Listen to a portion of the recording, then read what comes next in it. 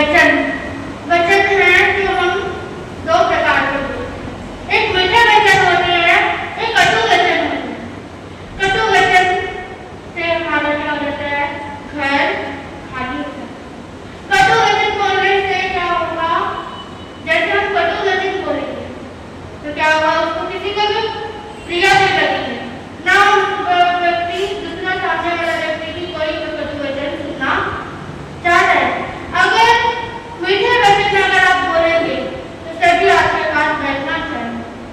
ये तो क्लियर है, प्रैक्टिकल बात है कि भाई जो पास में बैठना चाहते हैं वो मीठे जो वचन बोलते हैं वो पास में बैठना चाहते हैं कि हाँ भाई इसके पास बैठ जाओ, उसके पास हाँ जाओ। वो तो बहुत कड़वा बोलता है, वो बहुत तीखा बोलता है, चुभने वाले वचन बोलता है, उसके पास ना जाओ। इसलिए कहा गया है कि भाई जब भी बोलो तो कैसा बोलो, सोच समझ कर बोलो, अपने जीवन को तोल कर बोलो कि आप क्या बोल रहे हो, ताकि आप अपने जीवन में क्या कर सको, सुधार कर सको। सोच समझ कर अगर आप कहोगे अरे अभी आपको गुस्सा आ रहा है और आप 5 मिनट बाद बोल रहे हो उस व्यक्ति से, क्योंकि आपको 5 मिनट में गुस्सा उतर गया, 5 मिनट बाद आप नॉर्मल बोलोगे हाँ जी ये बात गलत थी। अगर आप उसे प्यार से समझाएंगे तो उसे जल्दी समझ आ जाएगा। अगर आप उसे गुस्से से समझाएंगे या उसे कटु वचन बोलेंगे क्या समझ आएगा, बल्कि वो सोचेगा मेरे पिताजी ने या माताजी ने मेरे क्या बोला है, कटु वचन बोलेंगे जो उसे समझ नहीं आएगा। उसे ये नहीं पता चलेगा कि आपको किस बात पे बात करनी है। अगर आप प्यार से उसे समझाएंगे कि बेटा ये काम नहीं करना, झूठ नहीं बोलना, क्रोध नहीं करना, अगर आप उसे प्यार से समझाएंगे तो बच्चे को समझ आ जाएगा। इसलिए कहा जो भी बोलो सोच समझ कर बोलो, जब भी बोलो। एक सेठ थे, नगर से, बहुत अच्छा घर था उनका, पूरा व्यापार था, कपड़ों का व्यापार था और भी चीजों का व्यापार था, बहुत अच्छा चलता था। उनकी पत्नी भी बहुत अच्छी थी, सुशील पत्नी थी, सब कुछ अच्छा था। एक दिन क्या होता है, उनके व्यापार में आग लग जाती है, दुकान में आग लग जाती है, सारी जगह एकदम आग लग गई। कड़वों की लीला देखिए कि कड़वों कहाँ से घुस जाते हैं, कहाँ से वो राजा की तरह वो नगर सेठ थे और कहाँ हो गए रोडपति। कहने का मतलब है कि सारी जगह आग लगने के बाद क्या हुआ, उनका घर भी बेचना पड़ा, क्योंकि जिन्होंने लेनदार थे उनको तो देना ही देना है, कर्जा वगैरह जो भी था सब देना था। अब क्या उन्होंने घर बेच दिया। अब वो सोचते हैं कि मैं अपनी पत्नी को क्या करूं, एक बार इसके पीरियड में छोड़ आता हूँ, उसके बाद मैं व्यापार करने के लिए विदेश जाऊंगा। क्या करूंगा, विदेश जाऊंगा, वहां पे अच्छा काम देखूंगा। चल दिए पत्नी को लेकर, ट्रेन में चले गए हैं सेठ जी और पत्नी भी। अब पत्नी सोच रही है अब मेरा पति क्या हो गया है, क्या हो गया है, कंगाल हो गया है, अब इसके पास कुछ भी नहीं है। घर वालों को बोलूंगी कि मैं अकेली ही आई हूँ, मेरे पति व्यवसाय करने गए हैं, वो शायद व्यापार करने गए हैं, 12 साल के बाद में आएंगे। ठीक है, अब उसने क्या किया, सेठ क्या है देख के मेन गेट पे खड़ा है, क्या है मेन दरवाजा होता है जो बाहर देख रहा है कि भाई क्या से क्या हो गया, एकदम कहाँ में इतने पैसों में खेल रहा था और कहाँ मुझे अपने कर्मों की लीला को सोच रहा है। और इतने में पीछे से पत्नी ने क्या कर दिया, धक्का दे दिया, धक्का दिया तो वो नदी में जाकर गिर गया। नदी में जो सागर वगैरह होते हैं उसमें जाकर गिर गए। अब उसने देख तो लिया कि मेरी पत्नी ने क्या दिया है, धक्का दिया।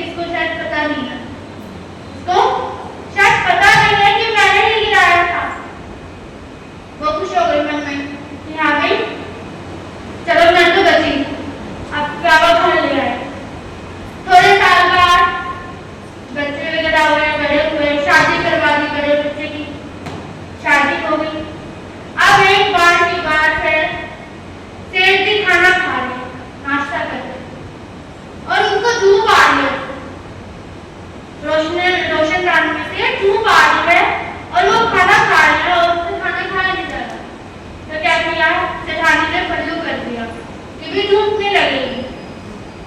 अब क्या हुआ, सेठ जी को वो दिन याद आ गया कि एक दिन ये था कि उसने मुझे क्या किया था, ट्रेन से गिरा था, और एक दिन ये है कि आगे पशु कर रही है, आज पैसों की भी पूजा हो रही है, इसलिए क्या हुआ, सेठ जी हंस पड़े। तो सेठानी भी हंस पड़ी। तो बहू को लगा ये सेठ जी मेरी बात पर हंसे, बहू को लगा पिताजी मेरी ही बात में कोई हंस रहे हैं। अब वो गुस्से में क्या होगी, ऊपर चली गई, गुस्से में चली गई। बेटा बुलाने गया तो कहते तुम्हारे पिताजी तो उठते हैं, माता जी भी हंस रही थी मेरे ऊपर, कोई तो बात है मेरी, कहते ऐसी कोई बात नहीं, कोई बात याद आ गई होगी। पिताजी नहीं, वो मेरी चुगली कर रहे थे। क्या कर रहे थे, मेरी चुगली कर रहे थे। जीरो नाम पूछ के आना आज कि क्या बात है। ठीक है, तो पूछ आऊंगा, तुम नीचे तो चलो। ठीक है, जल्दी खाना वगैरह खाया, अच्छे एक दिन दुकान पे बैठे। बेटा पूछ रहे कि आपने सुबह क्यों हंसे। अब वो सोच रहे थे बताऊं या ना बताऊं, सेठ जी सोच रहे हैं कि बताऊं या ना बताऊं। और उसने देखा कि पिताजी क्या है, मतलब क्या है, सोच रहे हैं कि मैं बताऊं या ना बताऊं। अब पिताजी को उसने कसम दे दी कि आपको मेरी कसम आपको बताना ही पड़ेगा। पिताजी ने क्या बताया कि जब हम गरीब थे, जब मैं गरीब हो गया था, तुम्हारी मम्मी ने क्या किया था, मेरे को ट्रेन से धक्का दिया था। क्या दिया था, और आज वो क्या कर रही थी, पल्लू कर रही थी, तो उससे हंसी आ गई कि पूजा किसकी हो रही है, पैसों की हो रही है, पति की नहीं हो रही। पूजा किसकी हो रही है, पैसों की हो रही है। जब करम आगे आए तो मेरे को क्या करवा दिया, पीछे से धक्का दे दिया। और जब करम अच्छे हो गए तो अब पल्लू कर दिया, इसलिए मेरे को हंस गया उसके साथ। इतने अच्छा पापा। अब उसने सोचा ये बात तो पत्नी को बोलने की नहीं है। अब पत्नी के पास चला गया शाम को। पत्नी ने सोचा कि जरूर बात तो है कुछ, मगर बता नहीं रहे। क्या है, बात तो है मगर बता नहीं रहे हैं। उसने कहा या तो मैं पिया चली जाऊंगी या मैं फांसी लगाकर लेकर जाऊंगी। अब क्या हुआ, बात बता दी। अब अगले दिन क्या हुआ, किचन में बिल्ली आई और एक बर्तन दूध का गिर दिया। तो बहू को उसने कहा कि बेटा तू ध्यान रखा कर, किचन का दरवाजा बंद करके आया कर। इतनी सी बात पे उसने क्या कहा, कटु वचन बोल दिए कि भाई अपने पति को तो तूने क्या कर दिया था, पानी में गिरा दिया था, और कल पल्लू कर रही थी। मेरे को ऐसे नौकरी पसंद, मैं तेरी तरह नहीं। उसने क्या बोल दिया, ऐसे कटु वचन बोल दिए। और जब साथ में ये बात सुनी तो उसको क्या आ गया दिल में, घबराहट होगी कि भी उसको कैसे पता लगा। पता लग गया कि पिताजी कल हंस रहे थे, उसके पापा कहीं हंस रहे थे, और कल बेटे से बात हुई होगी, बेटे से बहू के पास चली गई। इतना समझते ही देर नहीं लगी, सीधा ऊपर गई अपने कमरे में, सीधा फांसी लगा। अब ससुर जी आते कि बेटा तेरी मम्मी नहीं दिख रही, कहाँ है, इतनी देर हो गई दिख नहीं रही। कहते वो तो कमरे में होंगी, आप ऊपर चले जाइए। अब जैसे ऊपर गए तो क्या देखा, वो वर्ष की रात भटक रही है। उसको उतारा, भाई ये काम तो मेरे से हुआ है। और उन्होंने भी क्या कर दिया, फांसी लगा ली।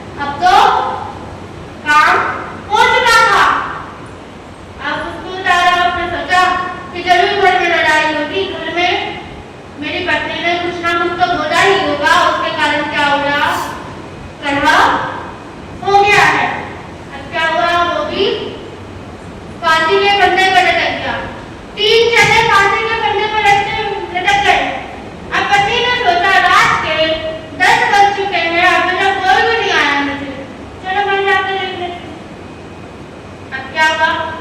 उसने जब देखा तो उसके तोते ही उड़ गए। होश उड़ गया कि मेरे सारे तीनों के तीनों क्या है, मरे गए हैं और ये इल्जाम तो मेरे ऊपर आएगा कि बहू के होते होते तीनों कहाँ चल दिए, मर गए। उसने देखा भी नहीं। अब वो जब ऊपर गई, अब उसने क्या किया, उसने भी फांसी का फंदा लटका दिया। अगले दिन रिपोर्ट लिखी कि कड़े में बच्चे मरने के कारण क्या हो गया, 4 व्यक्तियों की जान चली गई। इसलिए कहा गया है कि कभी भी कड़वे वचन ना बोले, कभी भी ऐसे कदम ना बांधे कि किसी की मृत्यु का कारण बने। इन्हीं भावनाओं के साथ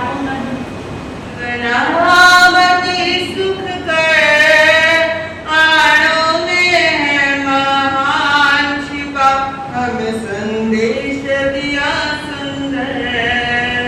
श्री कुंतु प्रभु जी का है, श्री कुंतु प्रभु जी का है। शुभ नाम सुख कर आणों में है महान छिपा, हमें संदेश दिया सुंदर, हमें संदेश दिया सुंदर। किसी की भी आत्मा को तुम छोटा न मानो, तुम छोटा न मानो। किसी की भी आत्मा को तुम छोटा न मानो, तुम छोटा न मानो। तिर जाए कौन कहाँ पर, इस सत्य को जानो, इस सत्य को जानो। तिर जाए कौन कहाँ पर, इस सत्य को जानो, इस सत्य को जानो। बनता है वृक्ष महान होता, बीज है लगते आणों में है महान छिपा, हमें संदेश दिया सुंदर। श्री कुंतु प्रभु जी का है, श्री कुंतु प्रभु जी का है।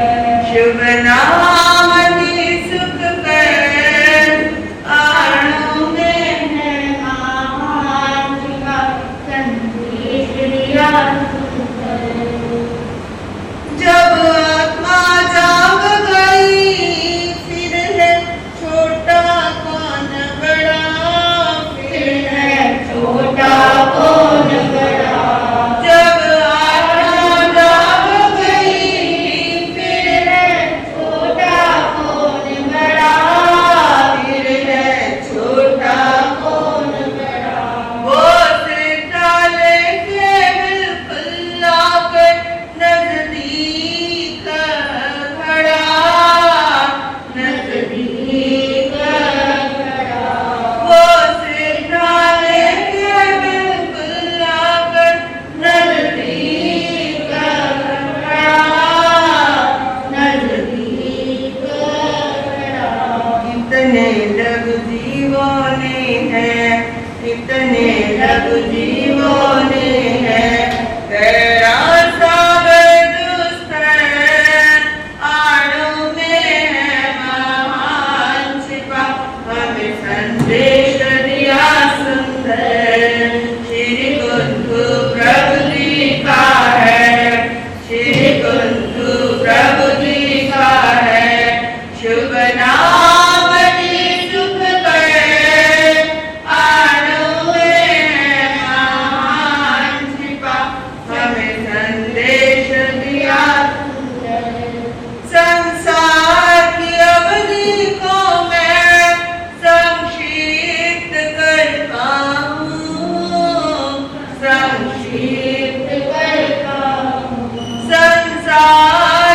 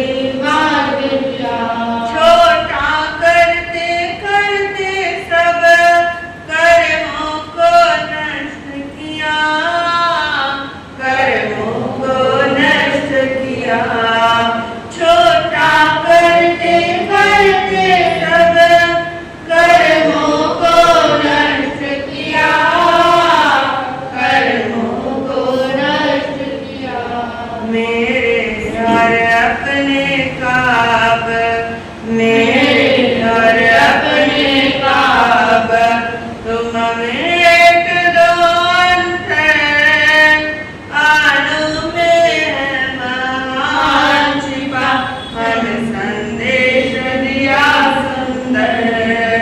श्री कुंदु प्रभु जी का है, श्री कुंदु प्रभु जी का है, शुभ नाम की सुख कर, आनु में महान छिपा, हमें संदेश दिया सुंदर, हमें संदेश दिया सुंदर।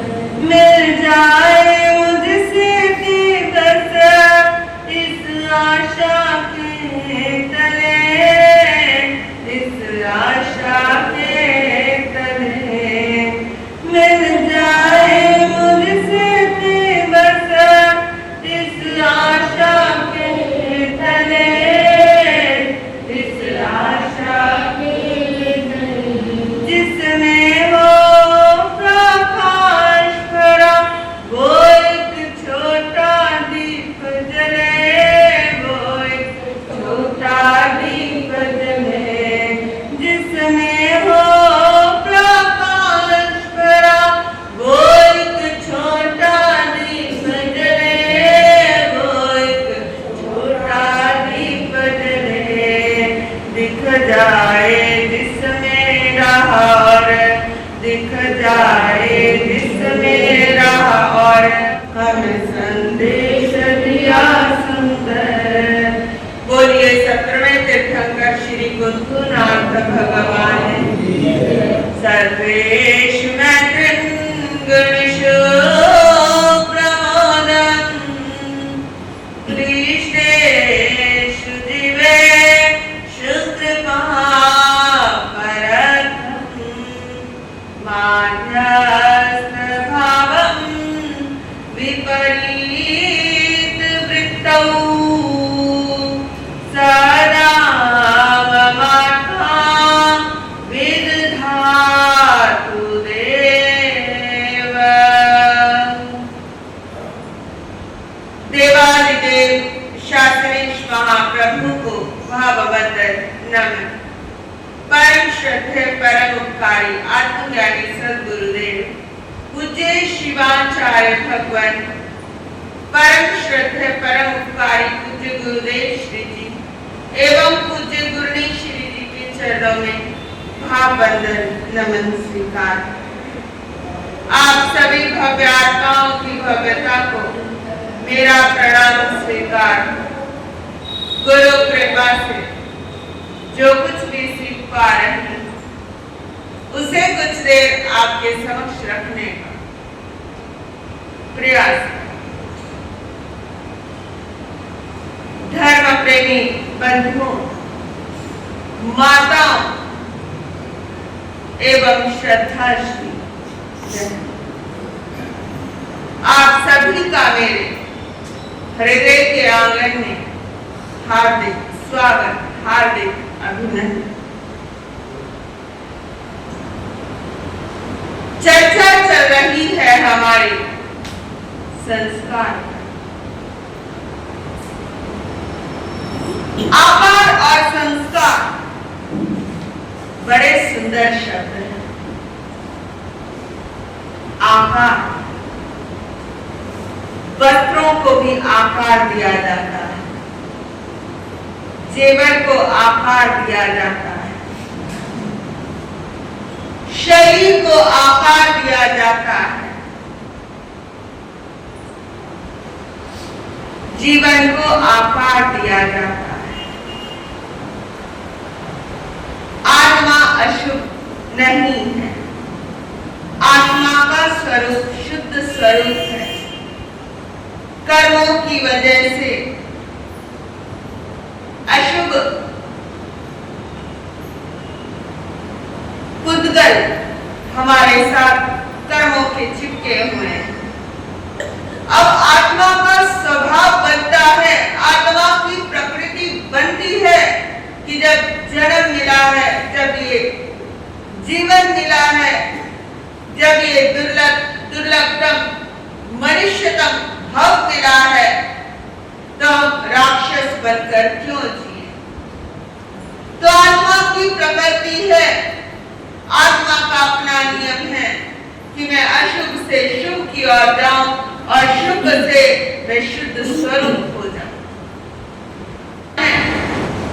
आकार से निराकार होने की साधना है, सगुण से निर्गुण होने की साधना है।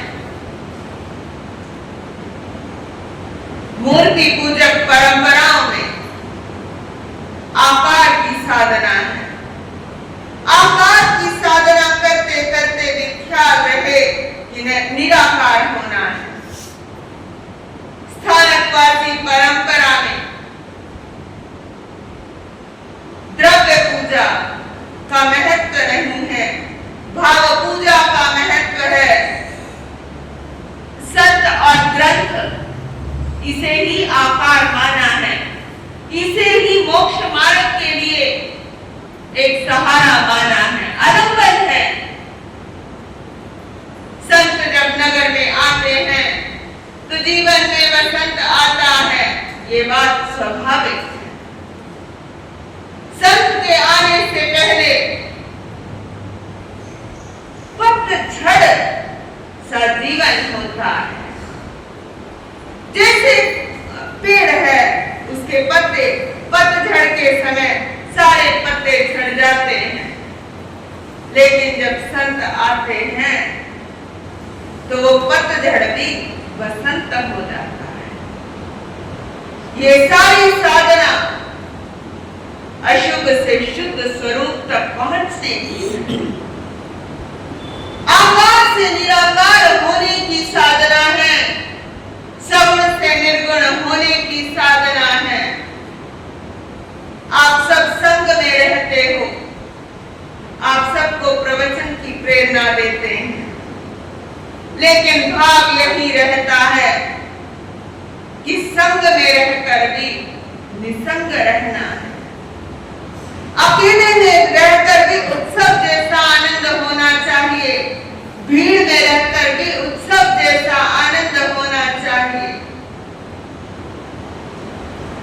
भीड़ में है तो भी अकेले जैसा आनंद होना चाहिए, और कभी किसी मेले में है तब भी अकेले जैसा आनंद होना चाहिए। जो संग में भी निसंग रहे, उनकी समता ना भंग रहे। जो संग में भी निसंग रहे, उनकी समता ना भंग रहे। जो ढूंढे आनंद संगों में, जो ढूंढे आनंद संगों में, दुनिया के मधुर प्रसंगों में, दुनिया के मधुर प्रसंगों में। जो संग में भी निसंग रहे, उनकी समता ना भंग रहे। जो संग में भी निसंग रहे, उनकी समता ना भंग रहे, उनकी समता ना भंग रहे। इस सारे भावों के पीछे मूल्य है अपनी आत्मा को आकार देने का।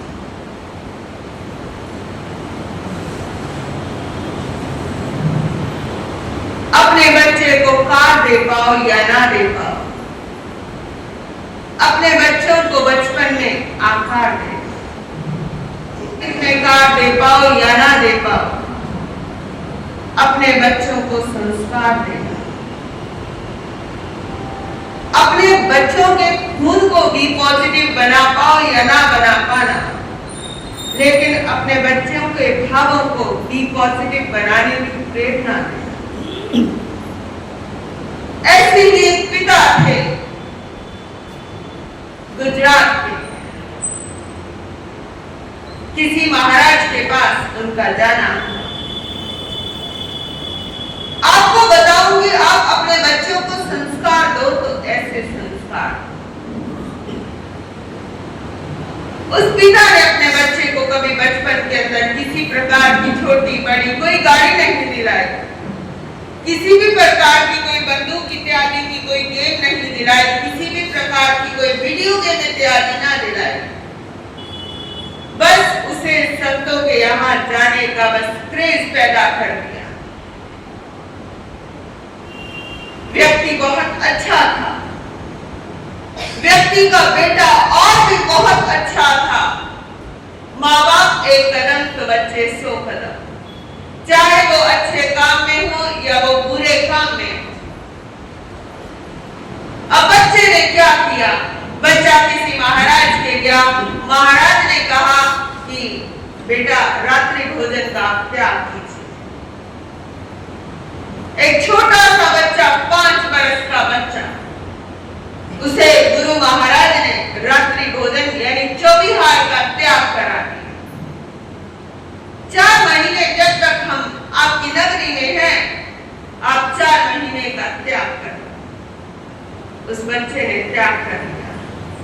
महाराज ने कहा जब तक 4 महीने तुम्हारा ये चौविहार की तुम्हारी साधना चलेगी, और तुम्हें क्या करना है, रोज एक पिगी बैंक बना लेना है। उस पिगी बैंक के अंदर आपको रोज कुछ डोनेट करना है। अब बच्चे को बड़ी आदत पड़ गई। 4 महीने तक लगातार उसने चौविहार तक की साधना की, और चौविहार तक की साधना के बाद प्रतिदिन उसने क्या किया, डोनेशन करना स्टार्ट किया। 4 महीने के बाद पैसे भी बढ़ गए और बच्चे, महाराज चले गए, महाराज उससे पूछना भूल गए थे, लेकिन बच्चे को आदत पड़ गई। एक जगह चौमासा होने के बाद बरसों बीत जाते हैं, उस नगरी के अंदर गए हुए पहुंचे हुए महाराज ने पूछना भूल गए महाराज उस बच्चे से, और वो बच्चा लगातार करता रहा, क्योंकि महाराज ने कहा था कि 4 महीने तो मेरी इच्छा से, और उसके बाद तुम्हारी अपनी इच्छा रहेगी कि इसे जब गुरुजी की शरण में आना और खुलवा देना। बच्चे को गए हुए महाराज के, गुरु महाराज के 20 बरस हो गए चौमासे के बाद, लेकिन बच्चे की चौविहार की साधना चलती रही। किसी अन्य महाराज के यहाँ तो जाते रहे वो, लेकिन उन गुरु महाराज के यहाँ, क्योंकि वो और 1,500-2 हजार किलोमीटर दूर हो जाने की वजह से, पुराना एक समय था, वो बच्चा जा नहीं पाया। बच्चे की चौविहार की साधना यूं ही क्रमबद्ध रूप से चलती रही, और बच्चे की जो दान की साधना थी कि आपको रोज डोनेशन करना है,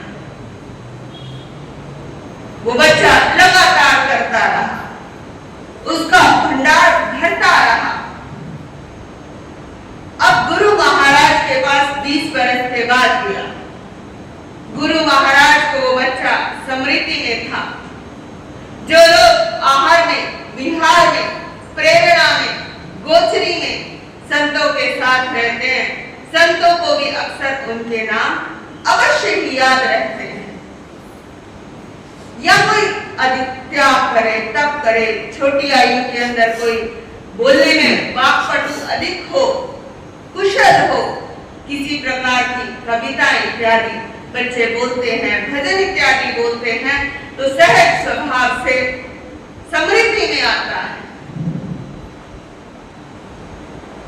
साधना चलती रही। महाराज ने कहा कि आप तो वही हो जिन्होंने हमारे वर्षावास के अंदर 4 महीने, मैंने तो तुम्हें छोटा सा देखा है, तुमने छोटी सी आयु में ही चौविहार तक की साधना की थी 4 महीने के लिए।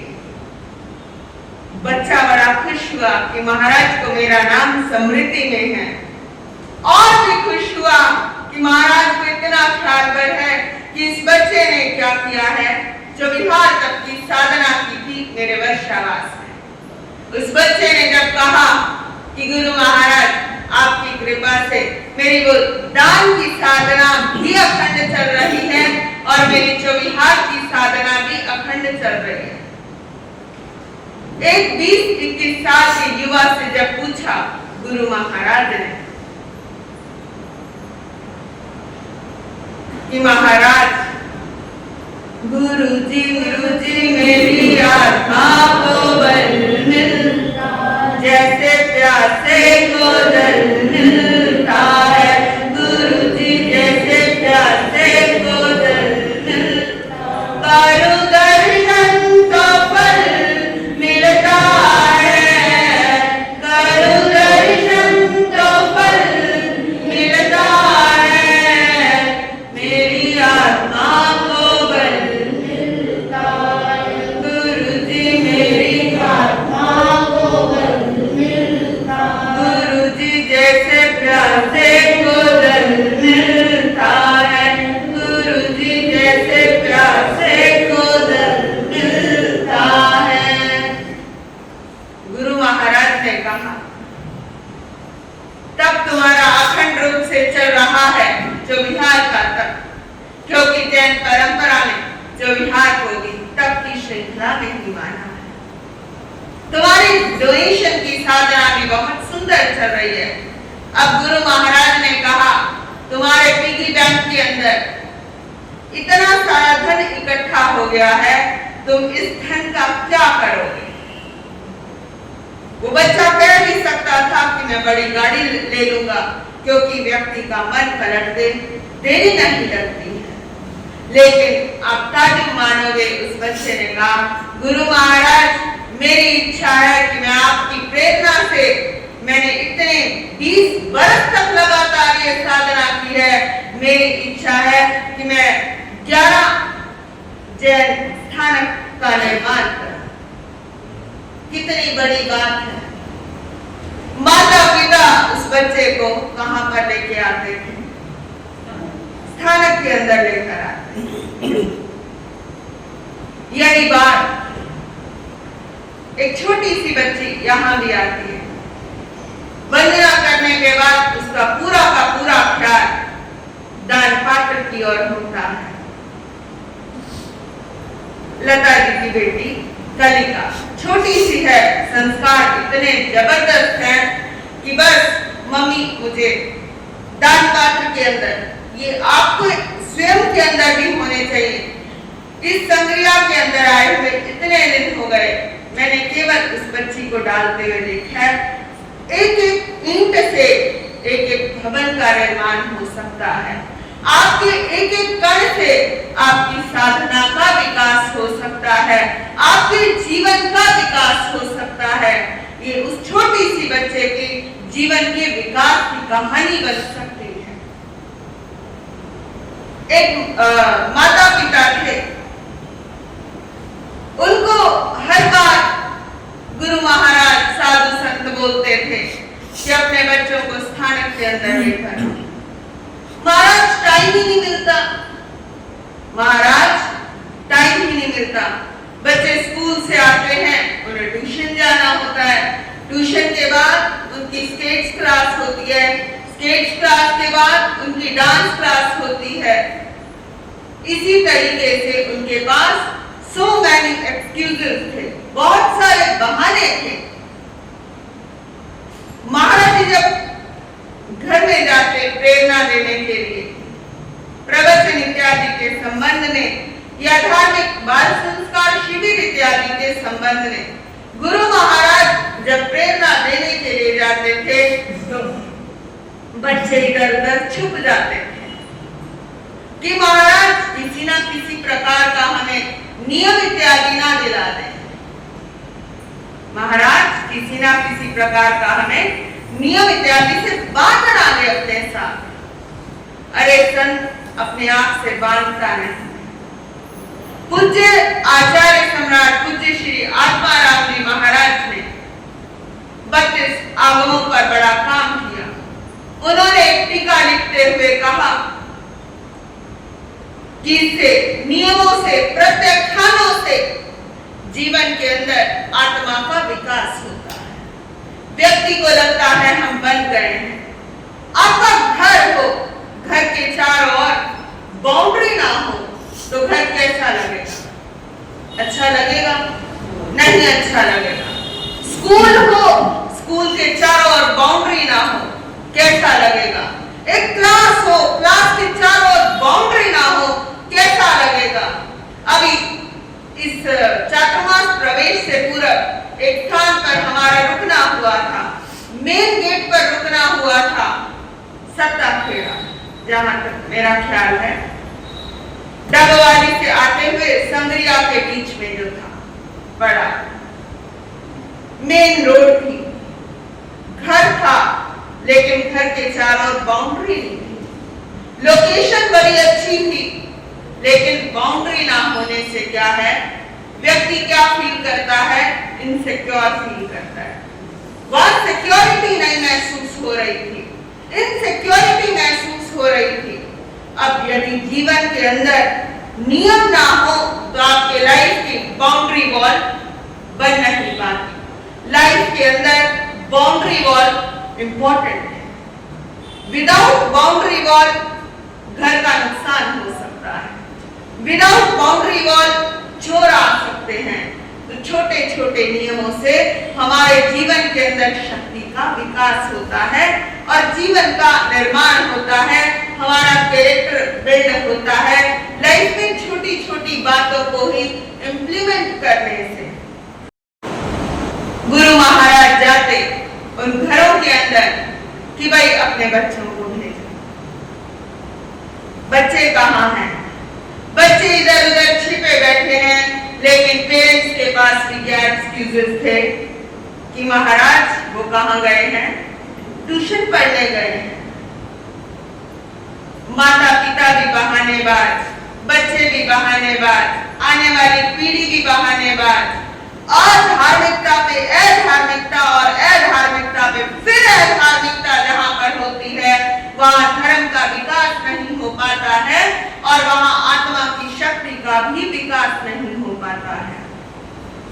इन्हीं बातों को जब बच्चे छोटे थे, गुरु महाराज ने कहा कि हमें प्रवचन इत्यादि करने में भी कोई समस्या नहीं। यदि तुम्हारे बच्चे शोर इत्यादि करें, कम से कम उनके कानों के अंदर किसी भी प्रकार के शब्द तो पड़े हुए। आप श्राविका जी थोड़ा पीछे बैठ जाना बच्चों को लेकर। कम से कम उनके अंदर हमारे धर्म के अक्षर उनके कानों में पड़ेंगे। लेकिन माता पिता कहते हमें बड़ी शर्म आती है जब बच्चे शोर मचाते हैं। किसी भी प्रकार का कोई फील नहीं होता कि हमारे प्रवचन के अंदर शोर इत्यादि बना हुआ है। महाराज के अंदर प्रेरणा का भाव है। आपको ख्याल हो, आपको याद है कि आपको किसी ने नवकार महामंत्र सिखाया था। आपको किससे मिला? आपके समाज से मिला, आपको आपके वातावरण से मिला। आपको याद नहीं होगा कि आपको नमोकार मंत्र किसने सिखाया। आगे की चीजें तो याद होंगी, लेकिन ये उस समय में सीखा जब आप बिल्कुल बात करते थे और ये नमोकार आपके सबकॉन्शियस माइंड के अंदर छप गया। तो ऐसे ही बच्चों के अंदर भी उनके अवचेतन मन की शक्ति का विकास होता है। अवचेतन मन के अंदर बहुत सारी चीजें उनके छपने लगती हैं। 15-16 वर्ष बीत गए उन बच्चों को। 16-17 साल के बाद माता पिता उन्हीं गुरु महाराज के पास आए। महाराज, हमारे बच्चे ना गलत रास्तों पर चल दिए हैं। महाराज, आप उन्हें सुधार दो। महाराज ने कहा, जिस समय मैंने तुम्हें कहा था उन्हें लेकर आओ। उनके अवचेतन मन के अंदर साधु संतों की भावभूमि छप जाएगी उनकी भावभूमि में। उनकी भावभूमि में साधु संतों के द्वारा बीज डाले जाएंगे। जैसे जैसे वो बच्चे बड़े होंगे वो वट वृक्ष बन सकते हैं इस धर्म संघ के, लेकिन तुम माने नहीं। अब पछताए होत क्या जब चिड़िया चुग गई खेत और बच्चे ऐसे गलत मार्ग पर चले जाते हैं, साथ के साथ कुव्यसन उनके जीवन का अंग संग बन जाते हैं। शिकार खेलते हैं, जुआ खेलते हैं, चोरी करते हैं, मांस भक्षण करते हैं, मदिरा पान करते हैं, परस्त्री गमन करते हैं और तो और अपने मौज और शौक के लिए वेश्यागमन के रास्ते को भी वो चुन लेते हैं। इससे ज्यादा अधार्मिकपन क्या होगा जब सारे के सारे 7 कुव्यसन उनके जीवन का अंग और संग बन गए हैं, हिस्सा बन गए हैं। इसीलिए मैं आपसे कह रही थी कि आप अपने बच्चों को दहेज में कार दे पाओ या ना दे पाओ, आपकी कार देने की पता नहीं हैसियत बन पाएगी या नहीं बन पाएगी, लेकिन इतनी हैसियत तो होगी कि आप अपने बच्चों को क्या दो, संस्कार दो। कार दे पाओ ये कोई बड़ी बात नहीं है, लेकिन संस्कार दो। या आपकी मन की अमीरी है, या आपकी समाज की अमीरी है, या आपके परिवार की अमीरी है। अपने बच्चों को कार दो या ना दो, लेकिन संस्कार देना इन्हीं भावों के साथ ओम अरहम समय आपका हो गया है।